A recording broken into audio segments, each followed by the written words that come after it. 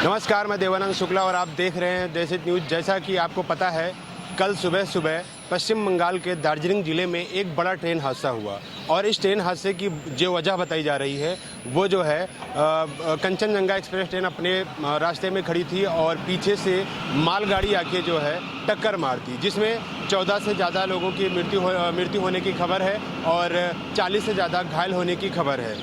वहीं अगर बात की जाए रेलवे, तो रेलवे जो है 10 लाख रुपए देने की जो है घोषणा की है मृतकों को और घायलों को 50,000। वहीं पीएम मोदी ने 2-2 लाख रुपए देने की घोषणा की और घायलों को 50,000 देने की बात की। लेकिन अगर बात की जाए इस साल में ट्रेन हादसे की, तो ये दूसरा बड़ा ट्रेन हादसा है और इसी को लेकर आज इंडियन यूथ कांग्रेस कार्यालय के बाहर भारी संख्या में यूथ जो है कैंडल मार्च कर जो है मृतकों को श्रद्धांजलि देने का प्रयास किया जा रहा है। आप हमारे पीछे देख सकते हैं, बड़ी संख्या में जो यहाँ पे यूथ मौजूद है और श्रद्धांजलि देने का प्रयास किया जा रहा है। मैं कैमरामैन से कहूँगा थोड़ा से कैमरा को जो है उस तरफ दिखाएं ताकि जो है आपको दिखे और मैं इनसे बातचीत करने की भी कोशिश करूँगा कि आखिर इनका कहना क्या है। तो आप देख सकते हैं हमारे पास जो है यूथ जो है अपने हाथों में जो है कैंडल लेके बाहर निकलना चाह रहे थे, लेकिन पुलिस ने जो है बैरिकेडिंग लगा के जो है इनको रोक रखा है और यहीं पे ये बैठ गए हैं। इनसे मैं बातचीत करने की कोशिश करूँगा आखिर इनका कहना क्या है। कैंडल मार्च निकालने का क्या उद्देश्य है? अभी आपके सामने एक घटना, हमारे रेलवे में एक घटना हुई है बंगाल में, तो उसमें बहुत सारी जाने गई, बहुत सारे लोग इंजर्ड हुए हैं।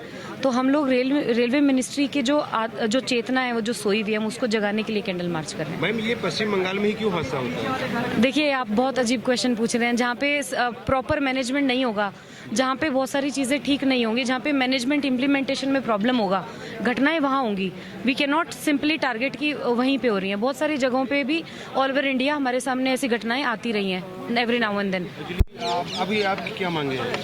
देखिए, सबसे पहली बात तो ये है कि there should be proper training given to the railway drivers. सिर्फ कवच बोल देना is not the only solution. हम लोगों को ये देखना चाहिए कि वो जो आप इतने फैंसी नाम आप एकदम से इन्वेंट करके चीज़ें बोलते हो, you should also implement them in the same manner. तो एकदम पूरा टोटल रेलवे का फेलियर है ये कि आप देखो, आप 10-10 लाख रुपए आप बेशक से उनके घर वालों को दे रहे हैं compensation, but will it give a life back? उनकी तो जाने गई ना, वो वापस नहीं आएंगी। तो ये इम्प्लीमेंटेशन पार्ट पे हमेशा गड़बड़ क्यों होती है? आपको पता है कि इस घटना के दौरान भी सुबह से जो ऑटोमेटेड जो अपना रिस्पांस सिस्टम होता है, दैट वाज नॉट वर्किंग। आपने उसको एकदम दुरुस्त क्यों नहीं करवाया टाइम से? अगर आपको पता था कि इट्स नॉट वर्किंग, तो आपने पेपर सिस्टम होता है कुछ, जिसकी वजह से क्या होता है कि जितने भी डिफेक्टेड सिग्नल्स होते हैं, पेपर सिग्नलिंग, तो वहाँ पे ट्रेन कुछ समय तक के लिए रुकती है।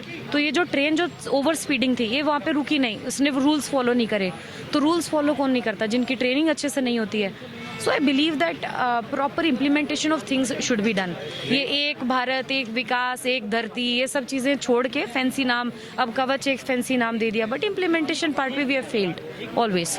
सो there should be, it is high time we should set some responsibility on the railway minister as well, कि ऐसा नहीं होना चाहिए कि वो बस कंपनसेशन दे के हर बार ही निकल जाते हैं। तो रेल मंत्री को सद्बुद्धि का आप जी बिल्कुल, मैं तो चाहती हूँ कि जो सोई हुई चेतना है, मोदी के कैबिनेट में हर एक आदमी के साथ में प्रॉब्लम यही है कि उनकी आत्मा इतनी ज़्यादा सोई हुई है कि उसको जगाने के लिए हम लोगों को बारी बारी कैंडल मार्चेस करने पड़ते हैं। And we are happy to do that, क्योंकि हमारा काम है।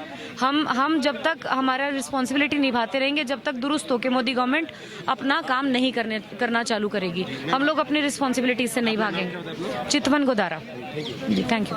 सर, ये कैंडल मार्च निकालने का क्या उद्देश्य है? देखिए, अभी आपने देखा जो पश्चिम बंगाल में रेल का जो दुर्घटना हुई है, उसके जो वहाँ पे बेचारे लोग रेल दुर्घटना में मर गए हैं, उनकी आत्मा की शांति के लिए हमने ये कैंडल मार्च निकाला, इंडियन यूथ कांग्रेस ने, और बड़े ही शांति प्रिय ढंग से निकाला है। आप देख रहे हैं पुलिस हमें रोक रही है। हम चाहते थे कि जंतर मंतर पे जाएं और एक कैंडल मार्च जो उनके लिए है, देश हित के लिए, जो लोग ख़त्म हो गए हैं उनके लिए निकाले, लेकिन पुलिस हमें बार बार रोक लेती है।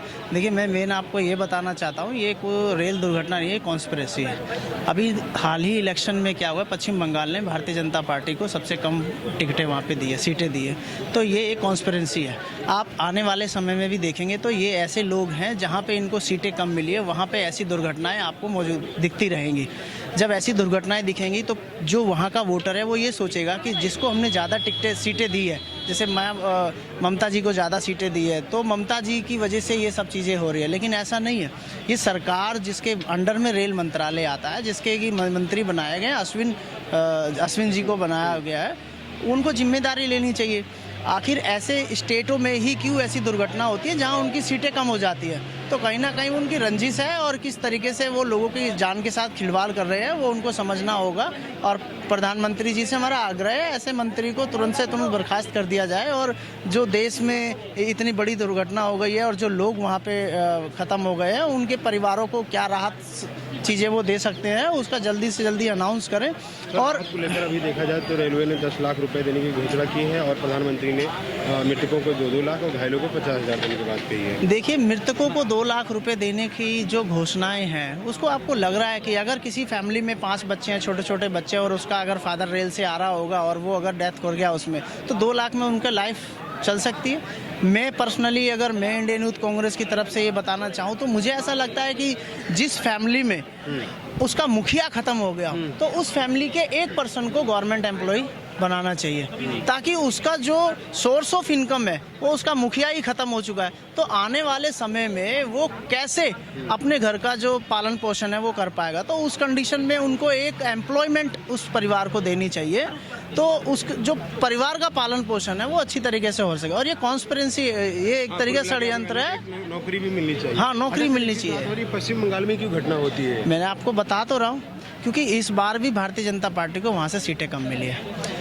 उनका टारगेट है, वो कभी भी चुनाव खत्म होने के बाद साइलेंट नहीं बैठते हैं, वो कभी साइलेंट मोड पे जाते ही नहीं है, वो हमेशा एक्टिव मोड पे रहते हैं। उनको ये पता है कि आने वाला अब विधानसभा का चुनाव है, तो क्या वहाँ पे षड्यंत्र किया जाए ताकि जो पब्लिक है वो ममता जी से नाराज होकर भारतीय जनता पार्टी की तरफ आ सके। तो ये उसका एक पार्ट है। इस वजह से हम आने वाले समय में प्रदर्शन भी कर सकते हैं और लोगों के सामने ये जब SIT का गठन होगा, उसकी जब इन्वेस्टिगेशन होगी कि कैसे ये इतनी बड़ी दुर्घटना हो गई, तो आप देखिएगा कहीं ना किसी रूप में कॉन्स्पिरेसी निकलेगी ही निकलेगी। तो अगर ये मांगे नहीं माने तो जो है आप लोग प्रदर्शन भी करेंगे? हम प्रदर्शन करेंगे। देखिए, हम क्या है, हम सरकार को मजबूर करते हैं लोगों के हित में काम करने के लिए। लोग कई बार मीडिया हमसे कहते हैं आप हर बार प्रदर्शन करते रहते हैं, लेकिन अगर हम प्रदर्शन नहीं करेंगे, लोगों की आवाज़ें नहीं उठाएंगे, तो लोग अपनी आवाज़ को सरकार तक नहीं पहुंचा सकते हैं। उन लोगों की आवाज़ बनने का काम इंडियन यूथ कांग्रेस हमेशा करता है। अच्छा, तो अब आपकी मांगे क्या है?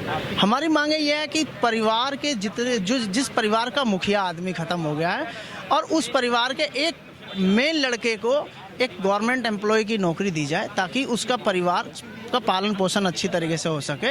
और ये जो 2-2 लाख रुपए का चूनदानी इन्होंने दी है वो उस परिवार के लिए सही नहीं है, क्योंकि जान से बड़े 2 लाख रुपए नहीं हो सकते। आप किसी घटना के कारण उनको अगर खत्म हो गए तो 2 लाख रुपए दे के वो चीज़ें उनके स्टेबल नहीं हो सकती। 2 लाख रुपए आज क्या है, कुछ भी नहीं है। क्या नाम बताया आपने? मेरा नाम मुकेश पाल है, मैं जनरल सेक्रेटरी हूँ इंडियन यूथ कांग्रेस दिल्ली में। क्या कहना चाह रहे हैं? सर, मेरा नाम आलोक राणा है। थोड़ा सा ये दिखाइए। और क्या लिखा है? अभी आपने पूछा कि आपकी मांगे क्या है दुर्घटना पे। पहली बात तो इंसान की जान की कोई कीमत नहीं होती। दूसरी बात ये कीमत दे दिया 10 लाख रुपए और 2 लाख रुपए। वही मैं कह रहा हूँ ना कि इंसान की जान की कीमत तय करते हैं ये बैठ के, सत्ता में बैठ के। आप 2014 से देख लीजिए रेलवे में कितनी वैकेंसी खाली पड़ी है। रेलवे को प्राइवेटाइजेशन कर रहे हो। रेलवे का एक कर्मचारी 10 लोगों को काम कर रहा है। एक लोगो पायलट जिसकी ड्यूटी 8 घंटे की होती है उसको आप 12-12, 14-14 घंटे ड्यूटी करा रहे हो।